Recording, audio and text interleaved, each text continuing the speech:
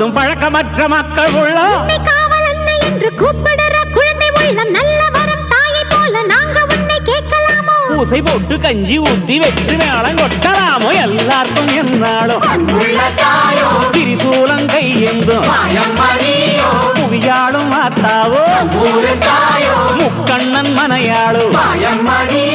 ஏழகிட்ட மின்மேலும்